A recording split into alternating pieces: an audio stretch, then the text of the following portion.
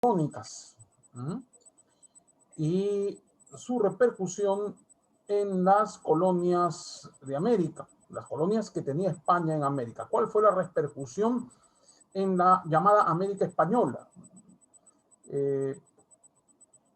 Porque también tuvieron sus repercusiones en la metrópoli, pero en este caso vamos a hablar de las repercusiones de las reformas borbónicas en la América Española, concretamente en el caso del Perú. Hay cosas bastante importantes, bastante significativas que vamos a ver acerca de las reformas borbónicas. Uno de esos aspectos va a traer consigo mucho descontento por parte de las autoridades indígenas locales y también por los criollos, pero más en el caso del Perú, un descontento por las autoridades indígenas locales. Ahí vamos que se vayan conectando un poco más de gente.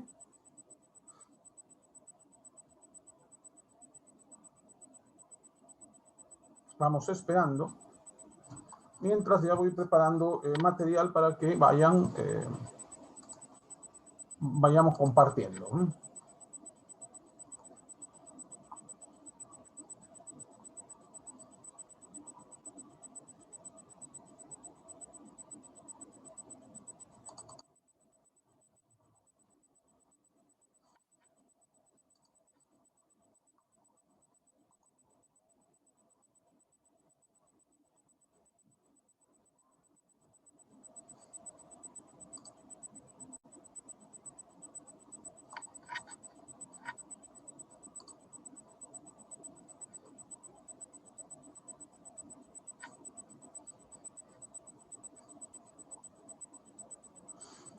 A ver, parece que María Purizaga tiene algún problema de conectividad o está conectándose.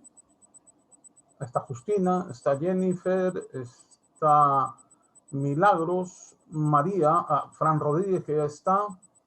Se están conectando. Muy bien. Fran Rodríguez ya está conectado. En el caso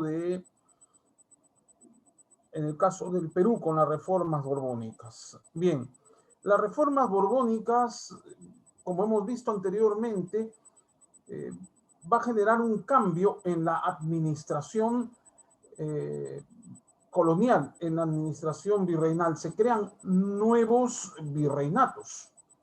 En este caso específico de Sudamérica, se van a crear capitanías generales nuevas, Chile, Venezuela, aunque bueno, Venezuela fue capitanía general, pero de alguna manera u otra se le vinculó con el virreinato de Nueva Granada.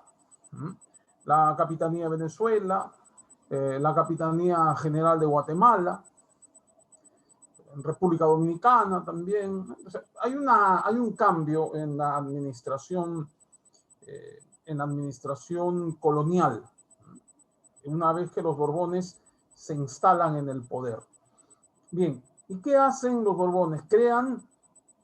Los Borbones, entre sus reformas, disponen la creación del virreinato del Río de la Plata, del virreinato de Nueva Granada.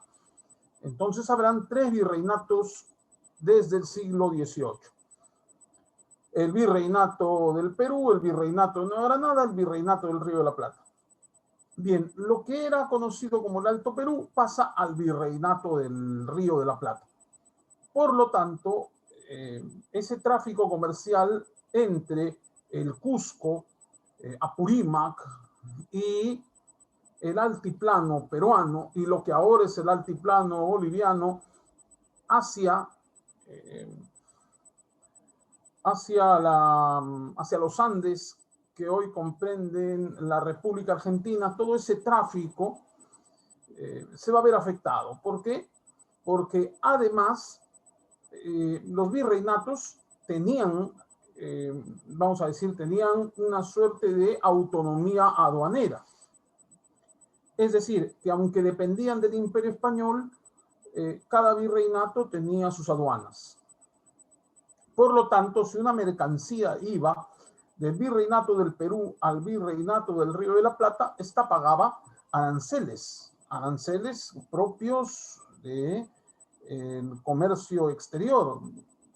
Es decir, aranceles se refiere a tributos aduaneros. Entonces se tenía que pagar si se trasladaba una mercancía desde el Virreinato del Perú al Virreinato de Nueva Granada.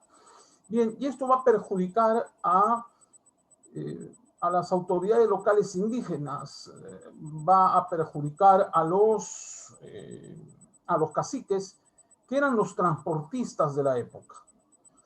Habían caciques que tenían recursos económicos, es decir, tenían pequeñas fortunas o un patrimonio importante, toda vez que eran los transportistas de la época.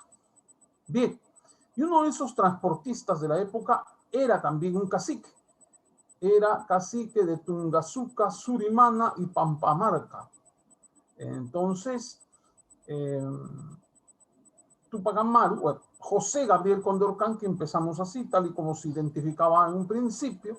José Gabriel Condorcanqui era cacique de Tungazuca, Surimana y Pampamarca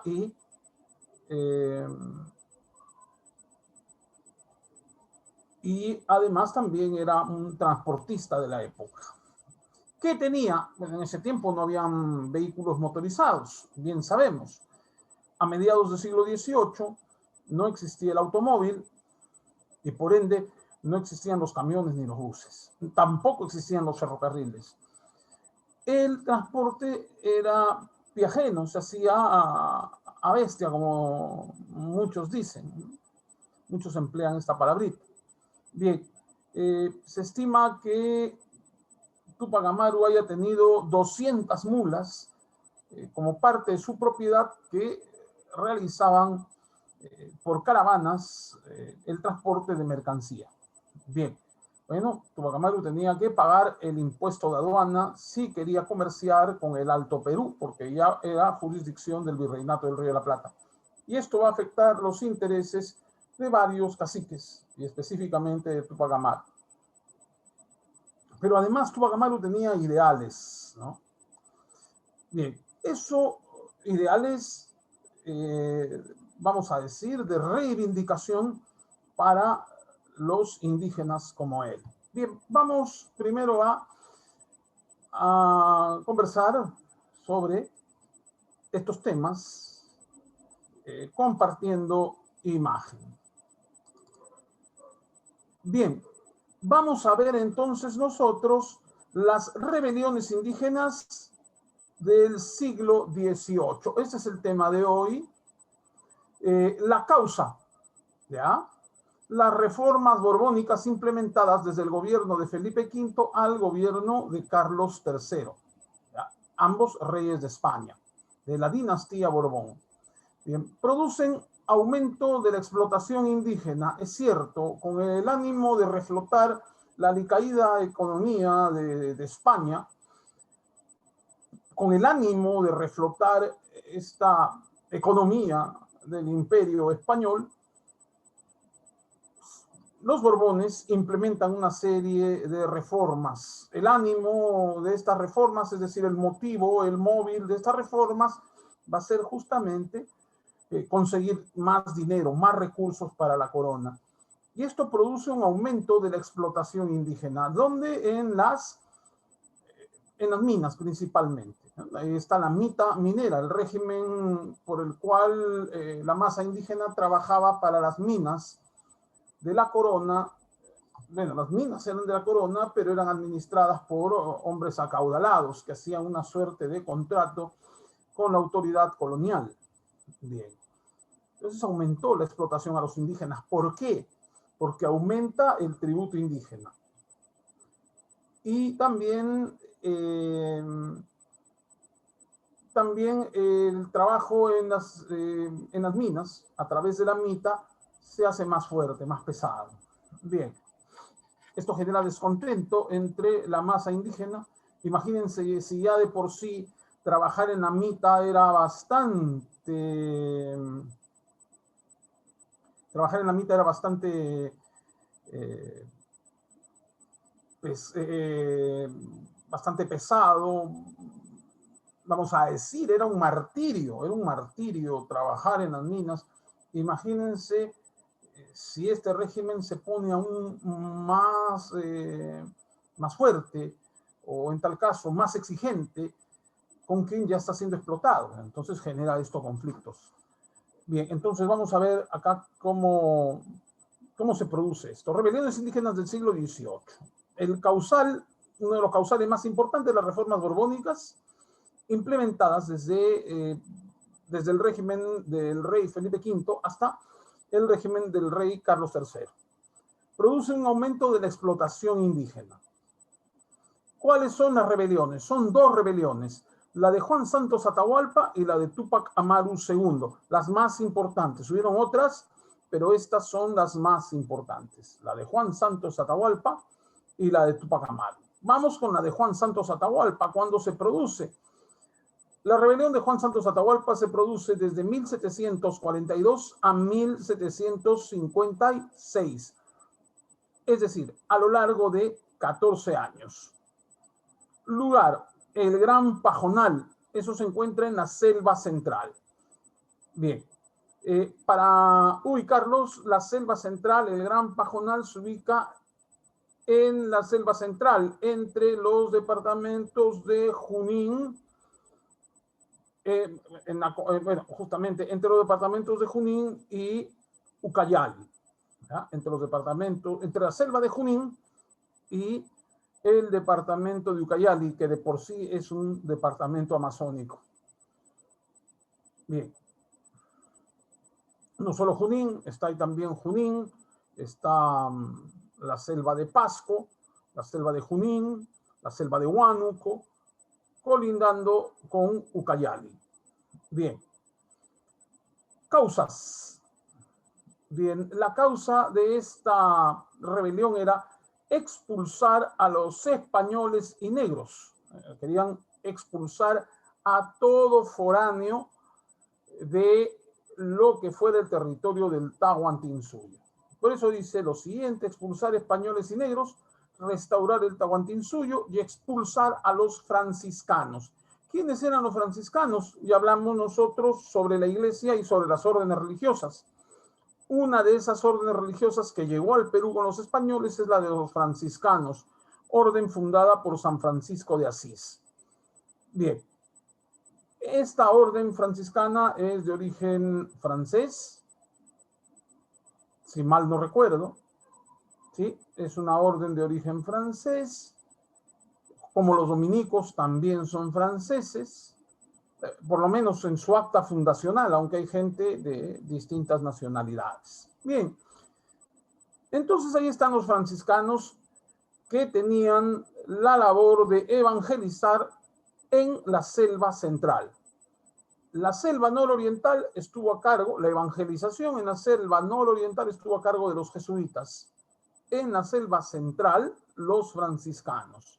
Bien, hubo mucha disconformidad por el trato de los franciscanos hacia los indígenas. Entonces se generan conflictos y Juan Santos Atahualpa propone expulsar también a los franciscanos de la selva central, expulsar de lo que ahora es el Perú a españoles y negros y restaurar el Tahuantinsuyo. Bien, ¿quién era virrey en ese tiempo? El virrey era el señor Villa García, conde de Superunda. ¿Ya? El virrey Villa García, conde de Superunda. Cuando les pregunten, acuérdense del conde de Superunda. ¿Ya? Villa García, el apellido del conde de Superunda, virrey del Perú en ese tiempo. A ver, ¿qué podemos decir brevemente del conde de Superunda? Estuvo asociado a manejos de malversación de fondos, es decir, de corrupción. ¿Ya? Bien. Acciones. Ataques al fuerte Quimiri con apoyo de chipivos, conivos y achaninkas. Es decir, aunque Juan Santos Atahualpa procedía de la sierra, específicamente de la zona del Cusco, por lo menos de ahí procedía su ascendencia o sus antepasados. Bien, Este señor se instala en la selva. ¿Ya? ¿Qué se dispone? Se dispone a atacar el fuerte Quimiri, ubicado en la selva central, con apoyo, me remito a Juan Santos Atahualpa, de gente de comunidades nativas, hoy se les llama así, chipivos, conivos y achanencas. Atacan el fuerte Quimiri. Cabe resaltar también que los españoles no llegaron a dominar la selva. ¿Ya? La selva fue la región más difícil y más dura para los españoles. Los españoles no lograron dominar la Amazonía por completo. Hubo una dominación parcial hacia la Amazonía. Es decir, los españoles dominaron parcialmente la Amazonía, o en tal caso, fue la menos dominada por los españoles. Por eso es que estas comunidades nativas van a crecer en autonomía, aún en autonomía cultural. Muchos de estos chipivos, conivos, achaninkas no se cristianizaron y tampoco conocían el castellano. Eso habla de que los españoles les costó mucho poder entrar a la selva. Consecuencias de la rebelión de Juan Santos Atahualpa: aumento de tropas realistas en la selva central y destrucción del fuerte Quimiri. ¿Ah? Destrucción del fuerte Quimiri. Quedó destruido por los ataques. Los españoles no volvieron a levantar el fuerte Quimiri, pero dispusieron un aumento de tropas del ejército colonial en la selva central. Bien, esa fue la consecuencia. Algo importante: Juan Santos Atahualpa nunca fue vencido. Si bien no logró sus objetivos, es decir, no logró expulsar a los españoles del Perú, no logró acabar con el régimen colonial, menos aún restaurar el Tahuantinsuyo, no logró sus objetivos, pero nunca fue capturado y tampoco, por ende, fue vencido. Por ende, al no ser capturado, significa que tampoco fue derrotado, fue vencido. No se sabe de una batalla que haya perdido Juan Santos Atahualpa, así, una batalla en la cual haya perdido y haya tenido que rendirse y menos aún claudicar. No ha habido. Entonces podemos decir que nunca fue vencido porque nunca fue capturado por los españoles, ni por autoridad dependiente del orden colonial, del orden impuesto por la corona española. Túpac Amaru II no correrá la misma suerte de Juan Santos Atahualpa.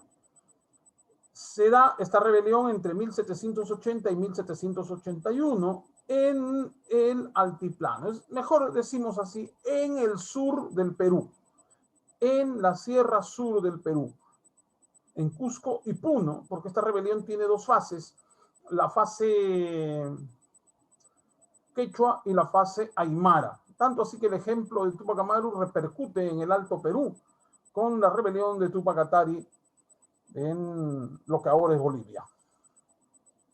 Las causas de la rebelión de Túpac Amaru: explotación de mita y obrajes, abuso de corregidores, ahí está el famoso corregidor Arriaga, con los repartos mercantiles.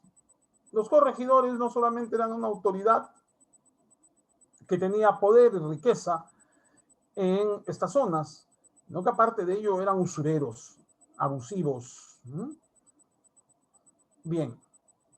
Y por ende también el régimen de explotación de la mita, explotación de mita. Mita era el trabajo obligatorio que se hacía en las minas, que los indígenas, que la población indígena hacía en las minas. Esa es la mita.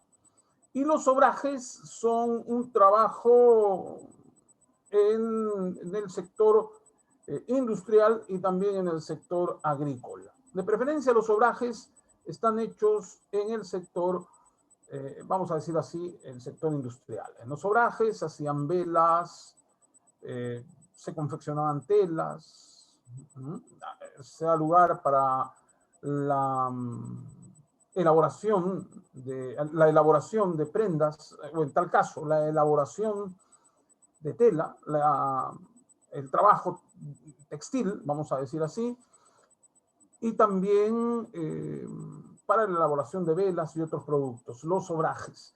Generalmente ahí trabajaban negros, en ocasiones indígenas en situación de servidumbre, pero también trabajaban negros en condición de esclavitud. Bien, ¿por qué obrajes? ¿Cuál es la diferencia entre Juan Santos Atahualpa y Túpac Amaru II? Juan Santos Atahualpa ofrecía, no, sí, no, pedir, la palabra es ofrecer y querer. Ofrecía a sus seguidores,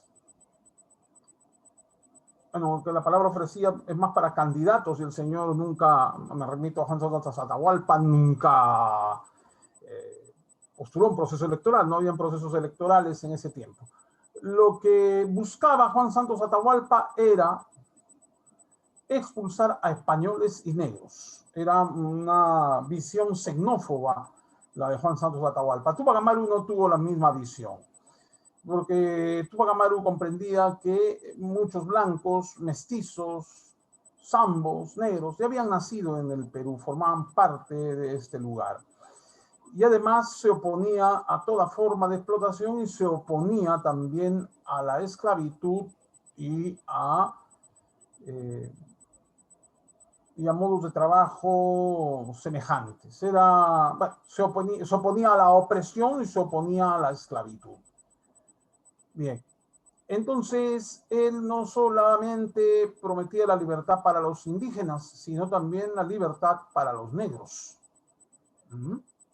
Porque sostenía que tanto la MITA, ese régimen de explotación en las minas que se ejercía contra los indígenas, pero también estaba el régimen de explotación en los obrajes con esclavos negros. Ambas cosas debían ser erradicadas desde la perspectiva de Túpac Amaru II.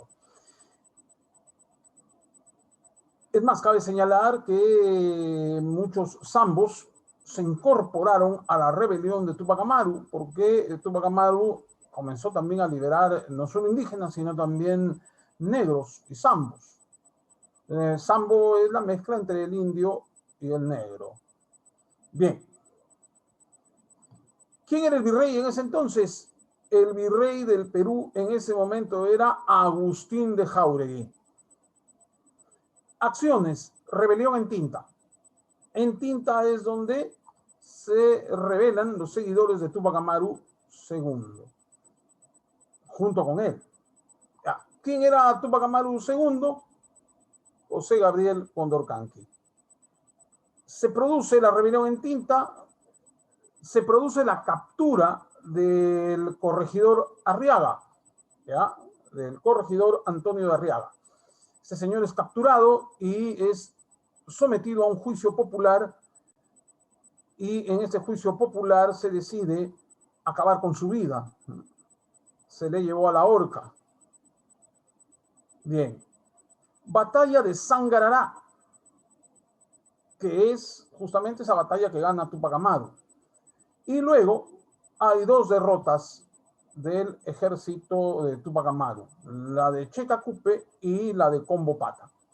Bien, en esta última batalla es capturado Túpac Amaru y se dispone la ejecución de este personaje. Viene la ejecución de Túpac Amaru. Bien. ¿Cuáles son las consecuencias? Luego de la rebelión de Túpac Amaru y enterado de los sucesos, Carlos III dispone suprimir los corregimientos. Se acabaron los corregimientos, no van más, y crea las intendencias. Otra forma de organización administrativa, ¿no? Hay reformas, se siguen implementando reformas, y una de ellas, la abolición de los corregimientos para dar paso a las intendencias. Las intendencias luego pasaron a ser departamentos en tiempos de la República. Bien, además, los que se rebelaban con Tupac Amaru exigían la creación de una audiencia en el Cusco. Bueno, Tupac Amaru fue ejecutado, pero las autoridades españolas prestaron oídos a esa demanda y crean una audiencia en el Cusco. Pero así como abolen los corregimientos, así como esto provoca la creación de la audiencia del Cusco, los españoles toman una medida en compensación a lo que ellos van a ceder y prohíben leer, prohíben difundir, prohíben leer la obra de Inca Garcilaso de la Vega, Los Comentarios Reales, porque sostenían que esto alentaba la idea de retomar el Tahuantinsuyo, retornar al Tahuantinsuyo y provocar un separatismo del imperio español, lo que era considerado subversión. Por lo tanto, para los españoles, esta obra, Los Comentarios Reales, resultaba subversiva.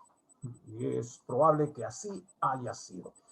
Bien, entonces dejamos de compartir y ahora sí, hemos visto nosotros cómo van a suceder ambas rebeliones. La de Juan Santos Atahualpa, a mediados del siglo XVIII y décadas después, en el mismo siglo, la rebelión de Tupac Amaru. ¿Ya? Es que vamos a seguir compartiendo algunas imágenes. Ya vimos acá y tenemos a Juan Santos Atahualpa. ¿Qué va a ser Juan Santos Atahualpa? Bien, entonces vamos a ver. Bien, Juan Santos Atahualpa, cuya rebelión se da de 1742 a 1756. Y ahora sí, vamos a compartir imagen. Bien, ¿quién es este señor Juan Santos Atahualpa? Un personaje muy interesante. Bien, Juan Santos Atahualpa. Ahí lo tienen ustedes. Ampliamos más. Está la fecha de su rebelión. La rebelión de Juan Santos Atahualpa. Expulsar españoles y expulsar a negros. Restaurar el Tahuantinsuyo. Para que tengan una idea, acá está el mapa de donde se va a dar esta gran rebelión de Juan Santos Atahualpa.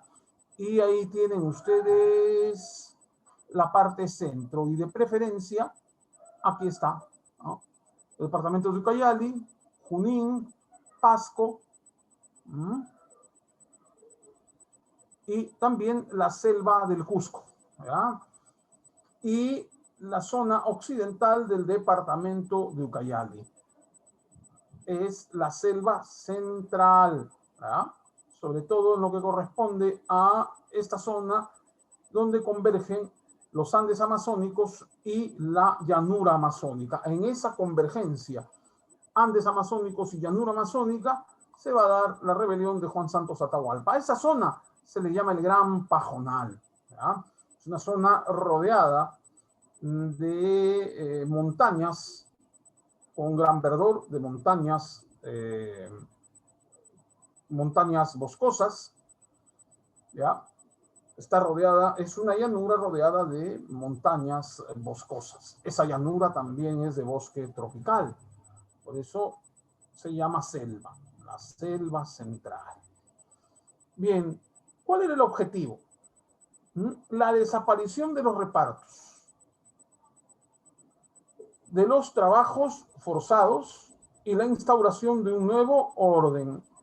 Los repartos, se refiere a los repartos mercantiles, siempre favorecían a los corregidores o a cualquier autoridad española en demasía. Los trabajos forzados, como la mita, por ejemplo, y otros más, los obrajes, en fin. El hecho de que los indígenas trabajaran en condición de servidumbre y fueran sobreexplotados.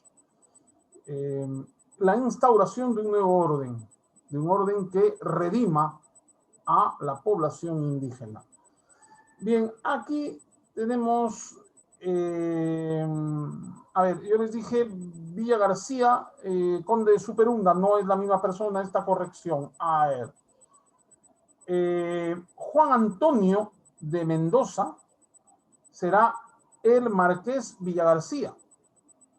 Ya al final de su gobierno se produce la rebelión de Juan Santos Atahualpa, pero los españoles en un primer momento no le dan tanta importancia, dado que siempre se veía a la Amazonía como un lugar muy lejano. La selva, agreste, lejano, las cosas demoraban, las cosas referentes a la información, el transcurso de la información demoraba mucho cuando se trataba de la selva, que la administración colonial veía tan lejana. Pues ahí Profe, tenemos buenas tardes. de Villa García y tenemos a José Antonio, José Antonio Manso de Velasco, el conde de Superunda. ¿Ya? Entonces, en la otra fuente están los dos virreyes, Villa García y el marqués de Villa García y el conde de Superunda. ¿Ya? Se dan entre los dos virreyes, vale la corrección. Bueno, en la primera fuente vemos que Villa García está junto al conde de Superunda, pero es completo. Marqués de Villa García, el primer rey ya saliente, y el entrante, José Antonio Manso de Velasco, conde de Superunda. Y no me equivoco al decir que sobre el conde de Superunda hubieron sospechas de corrupción. Se sospechaba que su gestión tenía este problema de la corrupción. Bien, el fuerte Quimiri, que fue atacado y destruido, por enfrentarse a la orden religiosa de los franciscanos, que etnias selváticas, chipivos, conivos y achanintas. Vale señalar que en este pequeño mapa mental ya vemos que se trata de dos virreyes, Villa García y el conde de Superunda, el marqués de Villa García y el conde de Superunda. Bien, Juan Antonio de Mendoza, marqués de Villa García, y José Antonio Manso de Velasco, conde de Superunda. ¿Ah? A ver, a veces me equivoco porque en ese momento no me viene el recuerdo, pero cabe señalar que es el marqués de Villa García y el otro el conde de Superunda. Ya luego, posteriormente, con las reformas borbónicas, al seguir la implementación de las reformas borbónicas, ya no es necesario que el virrey sea un aristócrata. El virrey podría ser un funcionario capaz, que podría ser designado virrey. ¿Ya? Bien, entonces continuamos.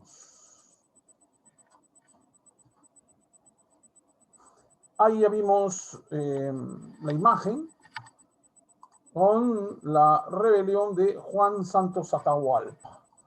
Ahora vamos con Túpac Amaru II.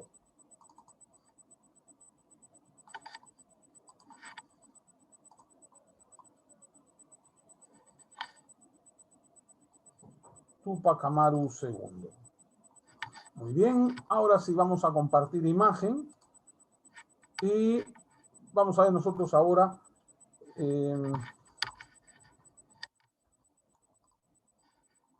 qué sucesos acompañan la rebelión de Túpac Amaru. Vamos a agrandarlo un poco. Bien, acá tenemos rebelión de Túpac Amaru II. Bien, se da de 1780 de 1780 a 1781, ¿ya? De 1780 a 1781. La rebelión de Túpac Amaru II. Virrey Agustín de Jáuregui. Bien, el primer suceso El 4 de noviembre se inicia la rebelión cuando los insurrectos toman Tinta. Entonces se da la toma de Tinta, un poblado del Cusco, y con esto se da inicio a la rebelión. Esto el 4 de noviembre. 6 días después, el 10 de noviembre, ejecución del corregidor Antonio de Arriaga. Un corregidor de conducta usurera, abusiva, que finalmente entra en disputa con José Gabriel Condorcanqui, Túpac Amaru II, y este lo captura y lo pone a disposición de los pobladores al hacer un juicio popular donde se le condena a muerte. Entonces se produce la ejecución de Antonio de Arriaga, del corregidor Antonio de Arriaga. Esto molesta mucho a los españoles, ¿ya? Así que los españoles se van preparando para reprimir esta rebelión. El 16 de noviembre decreta la libertad de los esclavos, ¿ya? Decreta la libertad de los esclavos. ¿Quién la decreta? Túpac Amaru II. Es decir, va también a incorporar negros a su proyecto de revolución. Se produce la victoria de Sangarará y la retirada al Alto Perú. O sea, la decisión era extenderla del Cusco hacia el altiplano peruano-boliviano. Bien, eso sucede 2 días después de que Túpac Amaru haya decretado la libertad de los esclavos. En 1781, que se produce el 6 de abril, las derrotas lamentables para el proyecto de Túpac Amaru II. Derrota en Checacupe y Combopata. Bien, y días después, ya capturado, se produce la ejecución de Túpac Amaru II el 18 de mayo de 1781. Acá ven ustedes el mapa de esta revolución de Túpac Amaru II. Lugar, y ahí ustedes tienen el Cusco, el mapa del Perú, y ahí tienen el mapa de lo que es la región Cusco. Ahí pueden ver el Cusco, bien, y acá, Cusco, Urcos. A ver, vamos viéndola con más detenimiento. Urcos, Chuquijahuana, Checacupe, Tinta, Langui, y luego van más allá. Ahí tienen a Zángaro y tienen Lampa, es decir, se van del Cusco a Puno. ¿Ya? Hay una fase, como les dije, una fase quechua y una fase aymara. La primera etapa, ahí está marcado, es en el Cusco, Tungazuca, Yanayaca, Tinta, Checacupe, Sangarará, Urcos, esto en el Cusco. Luego se va más allá, va por Langui, La Raya, hasta Lampa y Azángaro, en la segunda etapa. Bien. Aquí lo van a hacer, bueno, lo hará Túpac Amaru, y hacia Puno y el Alto Perú estará dirigida por Dio Cristóbal Túpac Amaru y luego por Vilca Apaza en Bolivia, más conocido como Túpac Katari.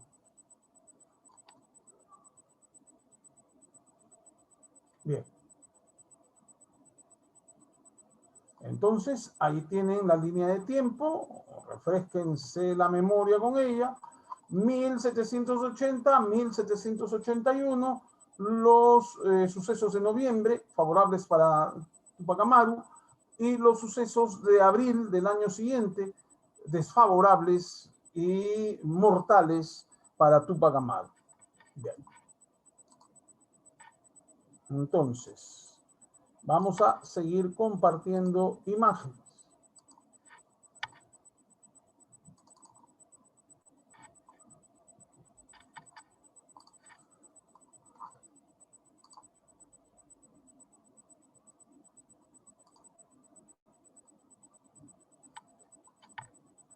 Bien, chicos, y ahora sí vamos a hablar con más detalle de la rebelión de Tupac Amaru.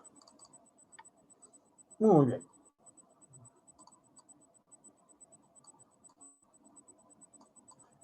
Tupac Amaru II, su nombre real, José Gabriel Condorcanqui, que nació en Tinta el año 1738. Nacido en Tinta en el año 1738, José Gabriel Condorcanqui Noguera. ¿Ya? Bien. En 1760 se casa con Micaela Bastidas y sus hijos fueron Hipólito, Mariano y Fernando. Se educó con los jesuitas de Cusco, ¿ya? En el Colegio Jesuita de Cusco. Por eso es que Tupac Amaru va a tener ideas ilustradas. Los jesuitas eran en su momento, y lo son hasta ahora, vamos a decir así, la inteligencia de la Iglesia Católica, la intelectualidad de la Iglesia Católica. Condorcanqui adopta el nombre de su ancestro, por lo que sería conocido como Tupac Amaru II. ¿Por qué Tupac Amaru II? En el siglo XVI, porque esto se produce en el siglo XVIII. En el siglo XVI, en los años 1500, de 1538 aproximadamente, a ver, sí, por ahí, claro, estamos hablando de 1538, 1540 a 1570. Estamos hablando de más o menos por ahí, ¿sí? 1538, 1540 a 1570, 1572. Estamos hablando de décadas, de las décadas que duró la resistencia de los incas de Vilcabamba. Vilcabamba, entre los años 1700, en las décadas de 1740, 1750, 1760, por un espacio de 3 décadas, Vilcabamba va a ser el único lugar donde las leyes del Tahuantinsuyo aún prevalecían, mientras que el resto del territorio peruano ya se adoptaban por imposición, claro, se adoptaban nuevas leyes, nuevas medidas y una forma de vida distinta. ¿Ya? La forma de vida colonial, la forma de vida que imponen los españoles. Vilcabamba no seguía eso. Vilcabamba seguía manteniendo las leyes, costumbres y cultura del Tahuantinsuyo, hasta que se produce la derrota de la resistencia de los incas de Vilcabamba, y el último inca de Vilcabamba se llamaba Tupac Amaru I. ¿Ya? Tupac Amaru I. Bien. Tupac Amaru I muere por esos años, 1570, 1572, por orden del virrey Francisco de Toledo. Y es como termina la resistencia de los incas de Vilcabamba. Un continuador de ellos se consideraba Tupac Amaru II, es decir, José Gabriel Condorcanqui se consideraba ancestro y a su vez seguidor de el trabajo de resistencia frente al orden colonial español. Entonces él toma la posta, por lo menos da esa idea, y adopta el nombre de el nombre de Tupac Amaru II, ¿no? Porque Tupac Amaru I fue el último inca de Vilcabamba, siglos antes, casi 2 siglos antes, alrededor de 2 siglos antes. Él se va a proclamar descendiente de la línea de Tupac Amaru I. Entonces él se hace llamar Tupac Amaru II. Heredó 350 mulas. Yo estimaba unas 200, pero acá esta fuente habla de 350. Podemos decir que tenía como 300 mulas, una cantidad importante, dándonos cuenta que era el transporte de la época. Heredó 350 mulas que las utilizó para el negocio del transporte. Productos minerales, es decir, transporte de minerales entre Tinta, Cusco, Potosí y Buenos Aires. No solamente, utilizó para el negocio de transporte, minería y tierras entre Tinta, Cusco, Potosí y Buenos Aires. Se transportaba azúcar, tocuyo y azogue. El azogue era se utiliza para limpiar los metales preciosos como el oro y la plata. Azúcar, que por esos lugares no había más al norte, en zonas más tropicales. El tocuyo, que era una tela muy usada en ese tiempo. Todo esto se transportaba en mulas y Tupac Amaru tenía más de 300 mulas. Entonces, las reformas borbónicas lo van a perjudicar. Lo van a perjudicar porque tenía que pagar aduanas. Y además también habían impuestos a la riqueza, impuestos a los negocios, y esto tenía mal traer a las autoridades locales indígenas y también a los criollos adinerados, a los comerciantes criollos. Bien. Por su trabajo recorrió muchos pueblos andinos y observó la explotación de los hombres. Murió el 18 de mayo de 1781 en la plaza del Cusco. Tupac Amaru II fue obligado a ver la ejecución de su familia y luego fue decapitado. Ahí ven ustedes esta imagen. Queda ahí, un hombre que es tirado por los caballos y aún así no pudieron despedazarlo. Muere decapitado. A ver, obras realizadas. Bueno, gracias a la gesta de Tupac Amaru, el rey dispone eliminar los corregimientos y por ende los repartos mercantiles. Ya, no va a haber repartos mercantiles. De ahora en adelante, cada quien compra las cosas directamente al precio del naciente mercado, la ley del mercado, que nacía ya en esos tiempos. Entonces, ya no va a haber repartos mercantiles. Se comprará libremente. Claro, los indígenas compraban mucho menos de lo que podían comprar los españoles. Me remito a los indígenas pobres. Se eliminaron los corregimientos y los repartos mercantiles. Ya no los hacía el corregidor. Entonces ya no podía actuar con esa usura que le caracterizó a los corregidores, en este caso al corregidor Arriaga.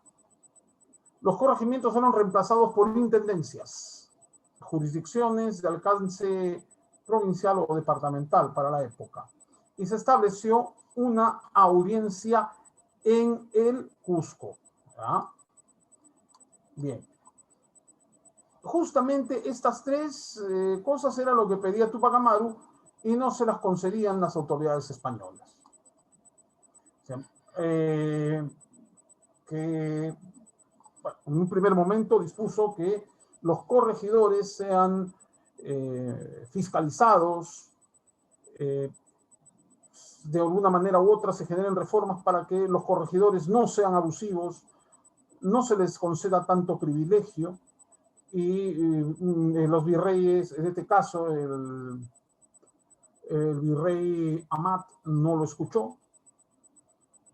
Los miembros de la Real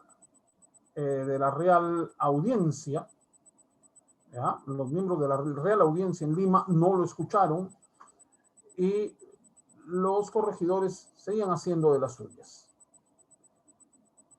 Que se abolieran los repartos mercantiles, tampoco le hicieron caso a Tupac Amaru. Bien, que se establezca una audiencia en el Cusco, ¿por qué? Porque no se va a viajar desde el Cusco a Lima con tanta distancia para que se atiendan los problemas del Cusco. Tampoco se le escuchó. Tuvo que rebelarse Tupac Amaru para que recién los españoles que estaban haciendo reformas digan, bueno, lo hubiéramos escuchado y lo hubiéramos escuchado y no hubiera pasado esto. ¿Y por qué los españoles, al fin y al cabo, lamentaron esto? Porque la rebelión de Túpac Amaru va a ser la plataforma ideológica y política de el proceso de independencia. ¿Ya? Sin esta gesta, el proceso de independencia no hubiera tenido una orientación verdaderamente separatista. ¿Ya? Entonces, la rebelión de Túpac Amaru fue un suceso que va a dar pie a la independencia del Perú y de varios países sudamericanos, porque la rebelión de Túpac Amaru fue tomada como ejemplo por bonaerenses, por caraqueños, por santafesinos, que cuando vinieron a libertar el Perú, tomaron como ejemplo a Túpac Amaru II. ¿Ya? Bien. Ahí tenemos entonces el nombre de Túpac Amaru II, José Gabriel Condorcanqui. ¿Por qué acoge el nombre de Túpac Amaru II? Porque se considera descendiente de los incas de Vilcabamba, quienes a su vez hicieron la gran resistencia de Vilcabamba, el último inca de Vilcabamba, única zona liberada hasta 1570 del poder español. ¿Ya? Tuvo a su último inca, el último era Vilcabamba y su último inca, vamos a decirlo así, fue Túpac Amaru I. Eso fue 200 años antes que se produjera la rebelión de Túpac Amaru. Túpac Amaru señaló, dijo en su momento que era descendiente de ellos y se autoproclamó líder de la rebelión con el nombre de Túpac Amaru II, ¿ya? En homenaje al último inca de Vilcabamba, Túpac Amaru I. Se casa con Micaela Bastidas, importantísima en esta rebelión e importantísima porque nos damos cuenta que las mujeres también sirven para estas causas. En todo momento lo apoyó y tenía dotes de estratega, según historiadores bastante serios, ¿no? Ese fue el papel de Micaela Bastidas.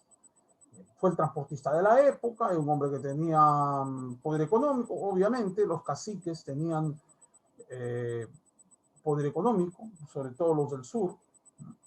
Y ahí podemos ver, ¿no? El negocio del transporte era el principal que tenía Túpac Amaru. Y así vemos, ¿no? Por su trabajo recorre muchos lugares. Él propone abolir la mita,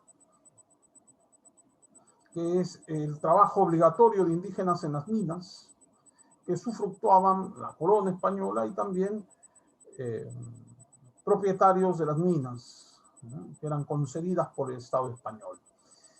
Bien, entonces esto es lo más importante de las rebeliones indígenas. Luego estoy mandándolo al correo electrónico de Cecilia para que se los envíe. Me remito a estas imágenes. Por mi parte, muchas gracias y nos vemos la próxima semana, esperando que esta Semana Santa sea de reflexión para ustedes. Muchas gracias y hasta la próxima semana.